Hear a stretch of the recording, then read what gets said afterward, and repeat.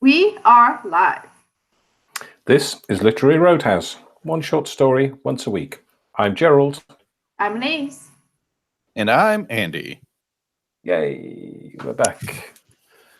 Oh, do you want me to announce the story first, or what? Do you want to do chit chat first? Wait, yeah, we should cut all this out. I'm like not even used to this anymore. Okay.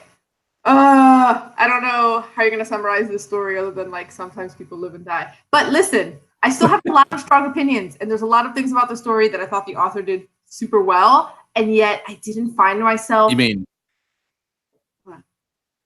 Everything? Was that what you're trying to say? Everything? You liked about it? The story? You loved it? This is the best story we've read in months. God damn! Yay! What? Yes! Wow. Okay, that's Indeed. great. I was like, I'm not really like super like, yeah. It's like I'm here seeing what the author's doing, going clever writer, good move, but not. I wasn't feeling myself drop into it like a reader, forget that the author was there and enjoy it that way. That was a weird thing for me. Like I didn't have that moment throughout the entire thing. I was just like, aha, even as I was impressed. So. Really? See, I liked it so much. I looked into the guy who, unfortunately, we know just passed away recently, and found out the author used to be a Jesuit priest, which is my favorite religious order. Like, we need to get into this. We need to get into this. Okay. So, Gerald, what happened in the story? You want me to summarize? Yes, because now I know why Andy loved this story. I'm going to guess it has to do with philosophy, and I'm very excited. Okay. Just quickly, I'll say, yeah, I got into this story and I read a lot about this guy, and I've become totally obsessed by this guy, and I don't know why, but I'm just reading everything I can about him. This is feeling really magical. Weird. It's weird. Anyway, summary time. Today we're reading The Escape by John Lheureux. If you haven't read the story, pause the podcast, read the story via the New Yorker website, and come back to us. We follow the adult life story of Eddie Pryor from his somewhat chaotic entrance into the story until his escape at the end. We see him marry Millie and have 2 children, one dying in childbirth, and begin to suffer from Parkinson's disease. And begin to suffer from Parkinson's disease, as Lheureux's own father did. As a hobby, Eddie takes up painting, beginning by teaching himself the craft of painting, setting up a studio in the basement of the house. He creates acceptable landscapes which Millie likes, but his grown-up son, Daniel, who writes poetry, dismisses them. But after a discussion with Daniel, he begins to explore a more abstract form of art and paints a large canvas of predominantly splintered black rocks. Millie doesn't like it, but Daniel thinks it's now an important piece of work. After Daniel sees a tiny crack in all of his father's new works, Eddie sets to work with a bright red colour and adds this to the painting. On the day that Millie and Daniel are to take Eddie to a long-term care home, they descend to the studio to find Eddie gone and his drawing featuring a plain red door at its centre. Ooh, yes. Also, Millie told him to use red. I don't know why, but I found that very significant. Oh, that's super significant. Great. I'm glad you agree. Okay, so Andy, I'm really surprised you loved the story. I had kind of banked on you not really like. I didn't think you would hate it, but I think you'd be like, whatever. It's a guy's life. But no, I need to know why you liked it. Okay, well, so first off, I read the first line, and I was like, oh, I'm gonna hate this. They named him Eddie Pryor. Now all I'm gonna do is think of Richard Pryor the whole time. And then I did think of Richard Pryor the whole time, but it just made the story better. Because that's another guy who was trapped in his failing body. Oh. What? Wow. Yeah. Pryor got trapped in his failing body? I don't know that story. Yeah, he had, was it MS? I forgot what he had. MS? ALS? I don't know. Well, one of those. Oh, I didn't know that. That's sad. What do you have? No, I'm going to find out now. Now we need to know. But the story right the story didn't really dwell on the way that his body was failing him. Like I've read a lot of stories about ALS or MS or people who have locked-in syndrome who it's very much about the horror of having your body fail you. Earlier this year, I read Every Note Played, which is about world famous pianist who gets ALS and it goes in his hands first. And it makes you fear ALS, and it just puts like the terror of God in you. And it's very much about his suffering and a little bit on the impact of the family, his ex-wife and his daughter. This story I did that though. What? Really? I mean, which story did you read? It was much more uplifting for me. What about the part where he's peeing in the garbage it's very can? sad. Yeah, And he almost sets the house on fire, and all of his tortured paintings that were a reflection of his fractured psyche. But the torture. Okay, go Charles. But in a way, there's more about the effect of his illness on the other people. I think that's and it became less about him and more about the effect he was having on everyone else around him. Right, and also I think how having Parkinson's drove him to act on so there's like this sort of parallel.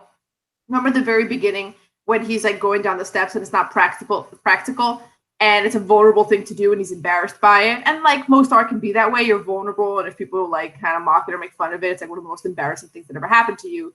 And his life is described as being very practical from there on out. He had a very useful, practical job, but he always felt this need to paint. And when he does start painting at the beginning, he starts doing things practically. But as his disease advances, he sort of allows himself to not always be so practical. He gets some insight from his son, who understands art a little bit better. And there's this way in which I feel like there's a parallel between the power that religion has to sort of give you some sort of comfort or some coping mechanism with the end of life, right? Like a lot of people, especially people who are facing death, tend to go back towards religion or something else, some way to be more okay with the end of their life. And there's a way in which painting does this for Eddie. He's described as Catholic, but it's always portrayed in the story as an identity. Well, they didn't divorce because that's not just like, you just don't do that, of course, right? But it's never like he has this deep faith. As soon as he had Parkinson's, he turned to God, right? No, he continues painting. And the thing that's cracking open, the way that I saw it, it's his sort of coming to terms with the end of his life. That's how I saw it. That was the parallel that I saw, which is why I'm like, it's almost a little more uplifting. It's sort of like a parallel between religion and art. That's how I saw it. So you thought he gained insight from his son, the artist? A little bit. I think his son gave him the nudge. His son was like, forced him. He said, what do you see in this landscape painting that you did? He's like, it's winter, it's bleak. He's like, you're describing it, you're not explaining it. Like, what is, and then there's that line, I can find it, where he like basically has that little like, oh, and he sees it. And then he starts experimenting more with he starts learning about like Monet and Van Gogh, and then Van Gogh, I guess. And then he starts doing more abstract paintings. His son just gave him a little bit of a push, but definitely it came from him. See, I think the son's clearly set up as like a foil, because the son is full of, as they say, shit. Oh, he is full of shit. Yeah, I didn't like the son. But I think even people who are full of shit can give you epiphanies. No, I was like, because they had the line where like, yeah, that same line where he was describing the painting. It's like, hey, that landscape, explain it. It's a field with trees and a stream. The sun goes down behind the hills. Like, yeah. And when he's what happened to paintings that look like the thing you painted? Yeah, but later, I think that was an ideal. Yeah, but later his son, there's that line. Let me find this word. I'm doing a little control F. Yeah. Remember what word. Yeah.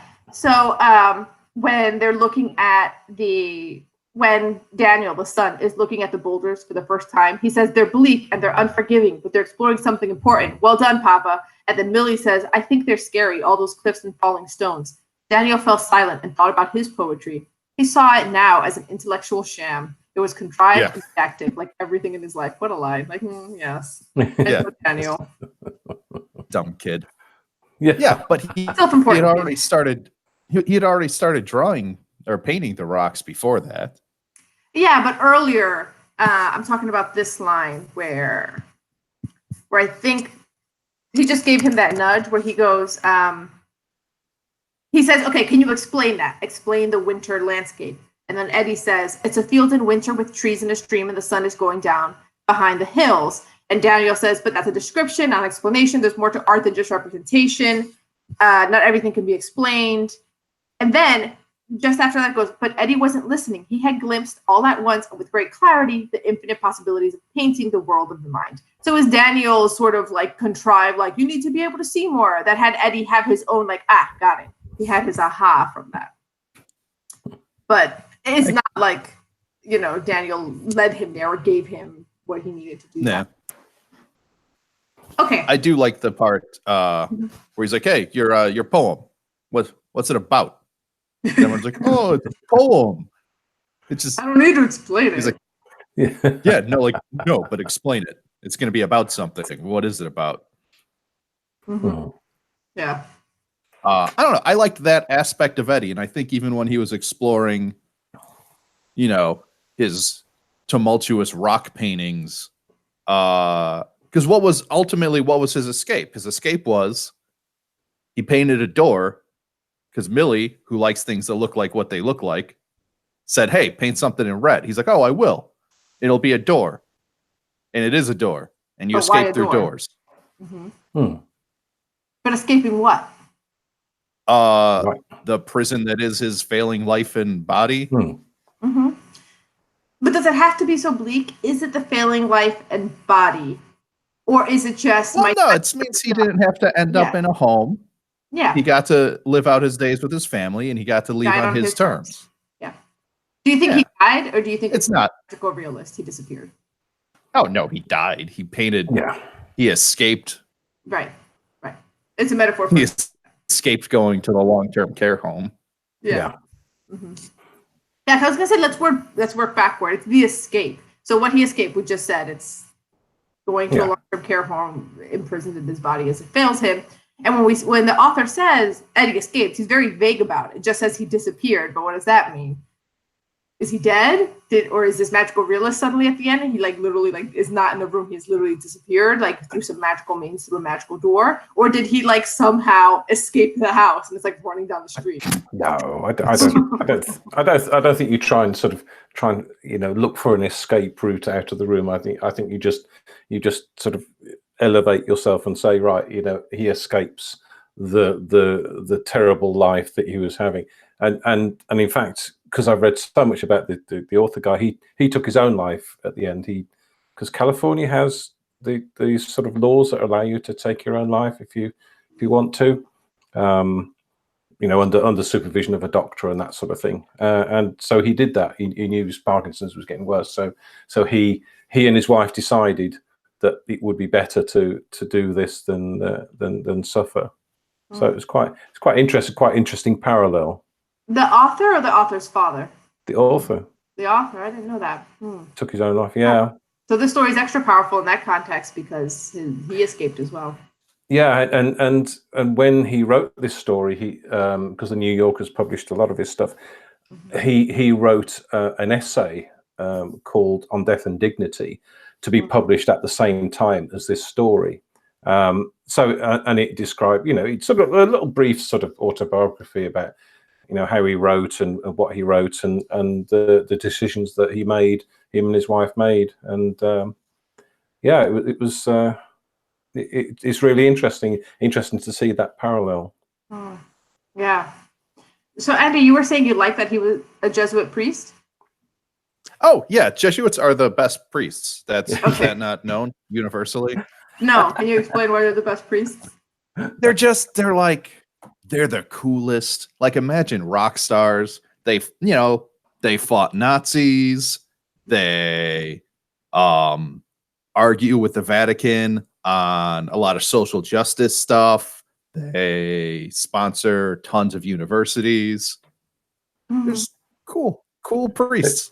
They're pretty all the coolest stuff a priest can do. That's what the Jesuits do. They're pretty hardcore Catholics, though. There's no sort of compromising the Catholicism. Which is it's to be admired. I think it's fair enough. If you're Catholic, go all the way. Be a proper full-on Catholic. It makes it extra interesting, though, that Eddie's he's described as Catholic, but he doesn't. It never comes into play in how he deals with his failing body. It doesn't even come into his art, really, unless I'm missing something. So it's really interesting that this Jesuit priest who, had the decision to be euthanized because the Parkinson's was just, advancing at a rate that just wasn't making his life livable. Well, important note: he's a former Jesuit priest. He was laified. Oh, and they got he married. gave it up to do writing. Right. He realized his wife told him that he couldn't be a Jesuit priest and serve people, and at the same time do the writing for himself, and so he gave that up in order to continue with his writing.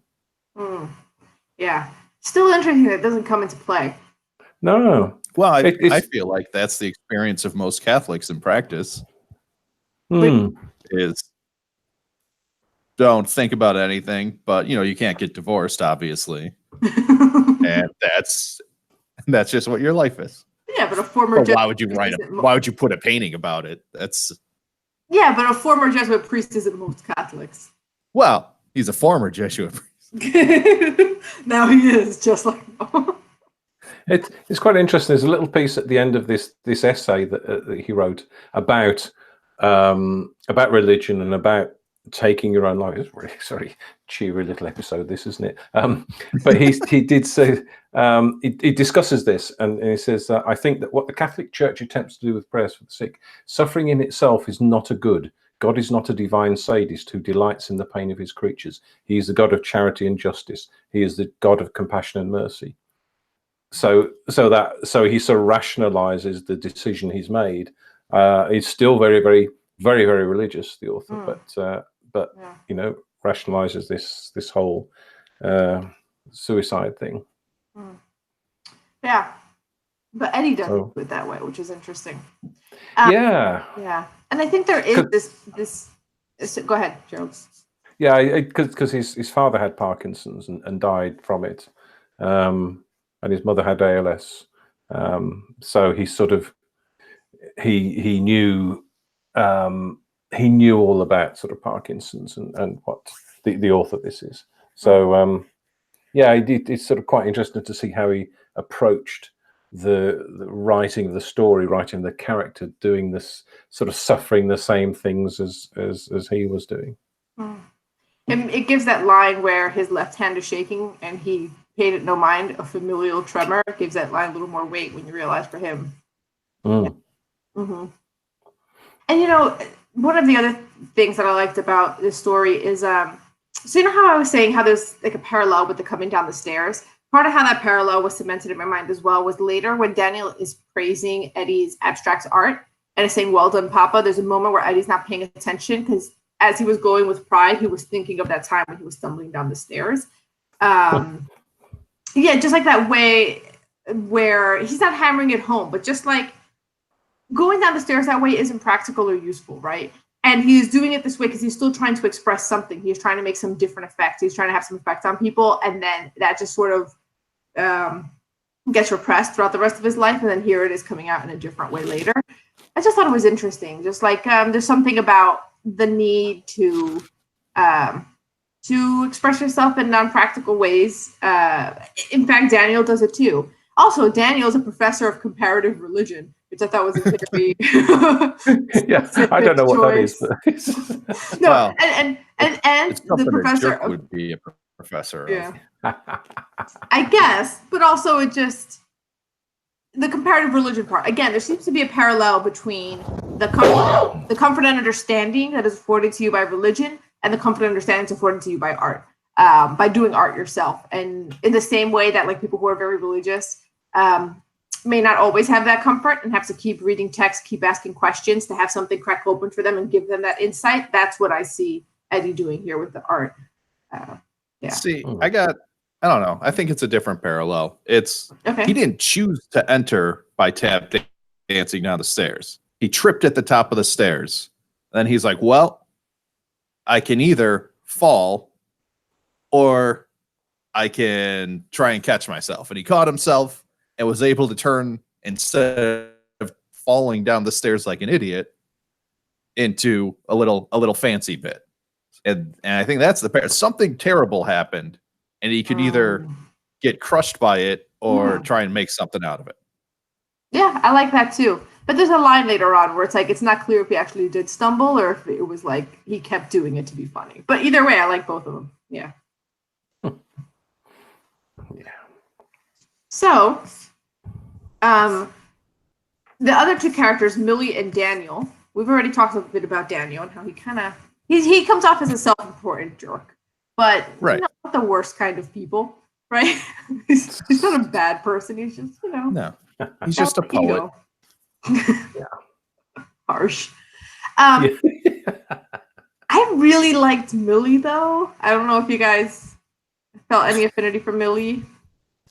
I did. I liked how she was sort of really grounded. So she when they were talking about his paintings and she was just saying, well, I like the landscapes. I like, she, very, very sort of straightforward, very simple, very practical woman, because she was looking after him as long as she could. So there's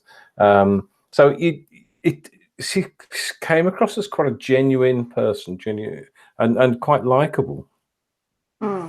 Yeah, but also her little flaws kept coming up in ways that felt so real and didn't undermine her as a good mother, good wife, good caretaker, but just she didn't feel overly sanctified. Like I think like when it's like, oh, good mother, like just slaving away, good wife, like she's gonna do whatever she needs to help her husband and doesn't ever lash out or feel frustrated. It can feel fake. And I liked her whole thing, which is like, draw a picture of me when I was young, not now. I look like a shriveled up monkey, like a little bit of vanity, and then how like no one comments on her portrait, so she hides it. He's a little resentful about that.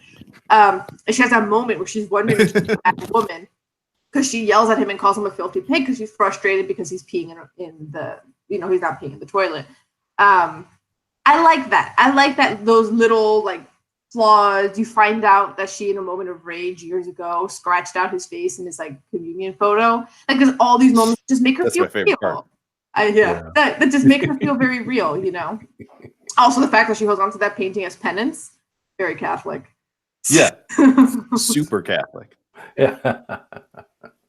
Yeah. Very good. I like that. She felt real without having to dwell too much time on Millie. That's what I'm saying with this author was very skillful. Like at no point he gives you just enough of Millie having little moments, little tantrums, moments of vanity, moments where she's not perfect, but never so much so that you turn on her. You still at all times believe, no, she does love Eddie. This is hard. Like you want to forgive her at all those moments. And it was just like a perfect balance of just like making her real, letting her have these moments of ugliness, but then still keeping her, I liked it. Like you never lose your faith in Millie as wife. Yeah, that's true. And that's hard to do. It's hard to, as a writer, put in enough flaws that your character feels believable, but not so much that nobody likes them anymore. Yeah, because you get the feeling that she's at heart a good woman, and she she does have her flaws, but there's no sort of underlying animosity in her. She gets angry, she scratches out his face on the photo, and she gets angry, and she goes mad at him for peeing in the waste bin. And you get the feeling that she has these bits where she just gets too much and she just lashes out and gets angry, and then she calms down and she just carries on. And it's surprising that he can create that character that seems so genuine. Yeah. And also those moments led to my absolute favorite part of the story, the part where like how I said I struggled to just fall into it as a reader. I could see the moments of brilliance, but I was at all times just like very like analytical. But there was one moment where I fell into it as a reader, and it's this moment of dialogue where Eddie's memory is starting to go, and he says, "I had 2 Millies." Oh my God, this was my favorite part because he goes, "I had 2 Millies," and then he says of one of them, but he's not clear which one. She was beautiful, but at heart she was a bitch. And Millie, the wife, doesn't know which one he's referring to, the blonde Millie or herself. She's the brunette. So this is coming after we've seen Millie wonder if she's a bad woman, if she hadn't always been the best wife. We know she already scratched out his photo. And you know, she asks, who's the bitch? And Eddie says ambiguously, Millie. He doesn't say which one. And then there's a pause where you're like, is there going to be a moment of reckoning? Are they about to have it? Is he now not realizing that this is that Millie, or, you know, is just going to start saying like what he really felt about his wife? Oh my God. But then no, that doesn't happen. There's that moment where it could happen, but it doesn't. And instead, he says, oh, the blonde Millie, she was a bitch and she was boring. Not like the brunette who was the best, who was a good dancer and super beautiful and a good wife and a good mother. And I married her. And you're like, yes. And it felt right. It defied the expectation of having this reckoning, but it felt right that at his core, Eddie very much did love Millie, the brunette, his wife. But then, as you have this moment of like, that's sweet, then Eddie says to Millie, I don't know whatever happened to her. And you're gutted again. Yeah. This author, that whole section was just incredible. I felt toyed with. Millie hears him say, I don't know whatever happened to her, and she dies slowly once again. Oh man, that's when I was. And then after I fell into it as a reader, enjoyed that, and then I zoom out a little bit, and I'm just like, he's so skilled. Yeah, that's so good. He's very good. Yeah. I love that section.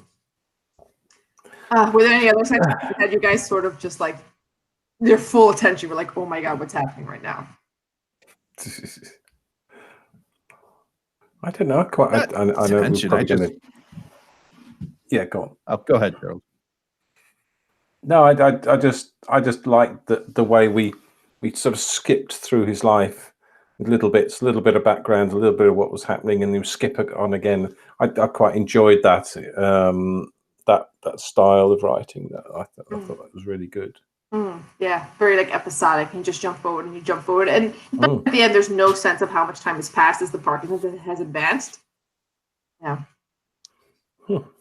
See, I just liked every time we made fun of paintings that don't look like the things they are, and poetry. That's the best part of the story. Not a fan of poetry, Andy? Well, you know, some poetry that's about the thing that it's about. Yeah. I also liked a little bit, so going with my thing where the painting was a way for him to get a deeper understanding or some sort of coping mechanism with the end of his life, with his failing body and death. That when he shifts from the real, from things that you can recognize in our lives, landscapes and things like that, when he shifts to the falling rocks and the bruised canvas, Millie's scared by it in a way that felt to me instinctual, like she knows what's going on here. And it isn't until she suggests to him to use the color red, and then he does use red, and he makes the red door, and that's his escape. There's a really nice way in which they really deeply, fundamentally understand each other. Right, the son is just seeing really cool, amazing abstract art, and the wife is seeing he's getting ready to die. I like that. Yeah. And she even said to him, "You'll be happier when you use red," and he did. I just liked Eddie and Millie. It felt real. A marriage with its ups and downs, but mostly good. A solid foundation of love. It's kind of like cheesy almost, but you don't see that too much in modern writing. Yeah, she says, I think you'll be, it's all, why is it so grim, Millie asked. It's all different shades of black, Eddie. She studied it and then finally, I think you'd be a happier man if you painted something red. She turned to go upstairs. Or yellow, something with a little life. And it just, you can see how that would have just clicked something in his head. Yep. I liked it. He was real smart, just real smart. Yeah. So anything else you guys want to say about the writing style or the point of view? Was very omniscient. It jumped around sometimes. Mostly we were with Eddie, but sometimes we were with Daniel. Sometimes we were with Millie.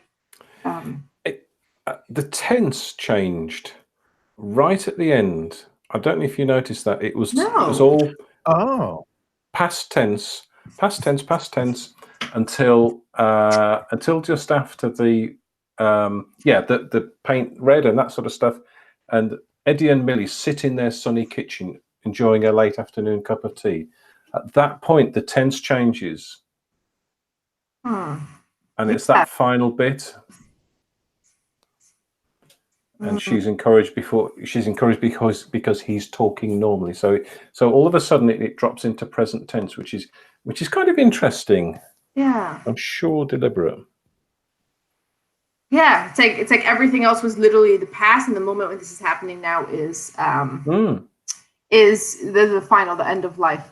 And this is also when great dialogue happened. You're like, is there about to be an ending? And then there isn't. The 2 Millies, yeah. Mm-hmm. Yeah. Yeah. And yeah, Millie fights the idea, the day arrives. Yeah. Yeah. On his easel now stands his final painting. Mm-hmm. So yeah. Yeah, that is interesting. Quite interesting. Yeah. Yeah. I thought it was a problem at first, and I highlighted it, and then when I read it a second time, I thought, did it on purpose. Clever man. Very clever. Yeah. Okay. I don't know why it took me a while to jump into it as a reader. Maybe it's because I knew I was just reading it for this, but it's really good. And also, it feels a little timeless because, we're sort of assuming based on his timeline, his life when we're reading this, roughly the decades this is occurring in, what time we're seeing. But it's like, they got married, lived through the war, lost a baby. And it's like, what war? It could really be any war. You can kind of transplant this to any moment. Not important. Yeah. And it makes reference when he's later on when he's struggling. It makes reference to the fact that Millie's 83 or something, and so it anchors that, and you think, it's going to be difficult now. Mm-hmm. Yeah. Okay. Anything else you guys want to say about the story? Nope. I'm just looking through my notes. Nope. Yeah, let me look through my notes too. Did I hit everything? Yep.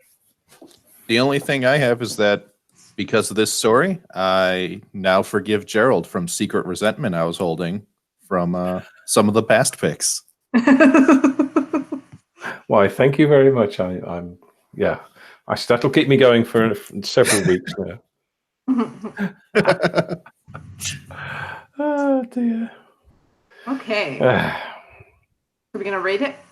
Yeah. Straight up 6 for me. Wow. Okay. Andy?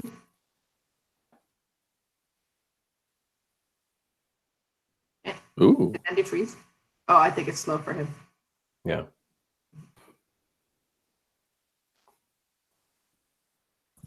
Oh, yeah. I may have froze or slowed. Okay. I'm giving it a 5.5. That's right. Yay. Breaking into the halves. What? It's only a matter of time before you do the halves. I think for me, it's also a 5.5. I don't know. I'm torn. 5.5 or 6. I don't know. It's really good. 5.75. No, I'm not starting that. Okay, 5.5. I'm gonna go with the 5.5. Yes. Yeah, I 5.5 is a lot higher from you not liking the story. It wasn't not liking. I like isn't the right word. I didn't get sucked in the way how like something trying to analyze something, but you're too busy like, oh my god, what's happening right now that you don't like.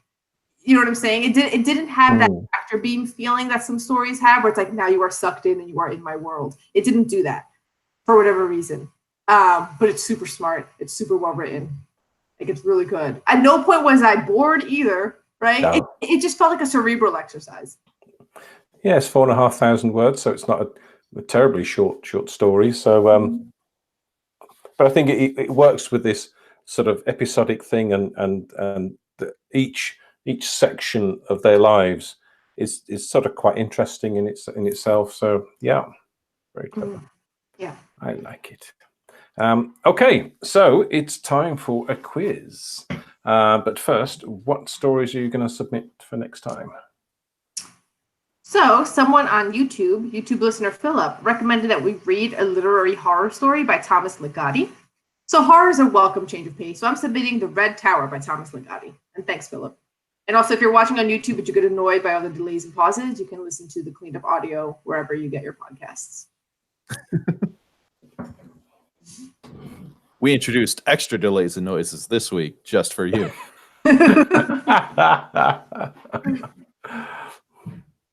Well, maybe that's the appeal for the YouTube audience. I think it is for some. Yeah. Yeah. Maybe it's like playing music on vinyl. You get the real earthy sort of. Yeah. It's authentic. Yeah. Right. I'm submitting Back Then by Mary Grimm, which has not been recommended by anybody, as far as I know. Okay, so we're going to have a quiz, and the quiz is about painting and Okay. painters. And it's quite hard when you sort of think, you search for quiz on painters, and most of them are visual quizzes, which is not very helpful. But we have a text-based quiz, so let's do a little thing here. And so we've got Andy on the left and Anais on the right. So Andy first. Question: which artist painted Starry Night? Oh man, I'm gonna get it wrong and feel stupid, but I think it's Picasso. No. Yeah, you got it wrong and you feel stupid. It's Van Gogh. Good. Is it Van Gogh or Van Gogh? Van Gogh, I think. Is it? I think I've heard it both ways. And Well, somebody you know, could tell I me mean, definitively. If It he's depends on how pretentious you want to sound. I want Well- to sound whatever makes me sound the most intelligent to the most pretentious people. I think was he Dutch? He must be Dutch. So if you wanted to do it properly in Dutch, you'd say Vincent van Gogh with that sort of throat thing, Gogh, or something. Maybe, I don't know. Who knows? I don't know. Anyway, him. So Andy. No, me. Oh, sorry, Annie. Oh God. I'll see- take all of them. That's fine. No, I just got AN instead of on my little The list. other AN. People with names. Right. So, Anais, who painted the Mona Lisa? Da Vinci. Da Vinci. Yeah, 3 years he worked on that, 1503 to 1506. So, Seems like a long time. is it? Yeah, I think it's a long time. Eddie too. made a bunch more paintings than that. Slow painting, yeah. Right, and I forgot I was supposed to do multiple choice. We'll start with multiple choice. Question 3, Andy. Which of the following paintings is an example of a still life? Peonies by Edouard Manet, Water Lilies by Claude Monet, Campbell's Soup Cans by Andy Warhol, The Scream by Edvard Munch.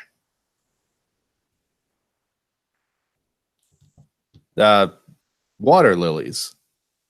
Water Lilies, no. No, that's going to be a Peonies. landscape, isn't it? I'm feeling really good Yeah. about this quiz. Peonies by Edouard Hey, Manet. good. You Uh, should. Anais, I Michelangelo created like paintings all that of the look like following. things. Michelangelo created all of the following works of art except which one? The sculpture David, the ceiling of the Sistine Chapel, the Last Judgment, the Night Watch.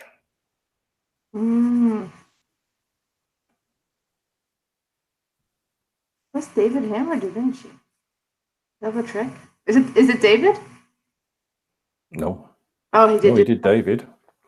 I It don't was know. the Night Watch. The It Night was Rembrandt. Mm. So, I believe you'll find Night Watch was George R.R. Martin. get out of here. No, Right. Andy, what type of art does Annie Leibowitz produce? Is it sculpture, photographs, abstract art, or pottery? Let's say sculpture. Photographs. Photographs is right. That wasn't my point. That wasn't my question. No, it wasn't. But anyway, nice try. Anise, Claude Monet was a founder of what school of painting? Expressionism, Cubism, Romanticism, or Impressionism? Impressionism. Very good. Get it down. Late 19th century to counter photography. So there we go. Right. 2 more questions. And it works. Andy. People don't use photography anymore. No, that's exactly right. Andy, what do you know about New York? Who knows? Which artist installed the gates in New York's Central Park in 2005? Is it Robert Rauschenberg, David Hockney, Christo, or Jasper Johns? Oh man, I actually read about this. The gates. So 7.5. that answer that I will choose based on my memories is Christo. Yay! Wow. I did not know that. 7,500 billowing panels of saffron nylon. Cost about $20 million. It's a bunch of ribbons. Yeah. Something like that.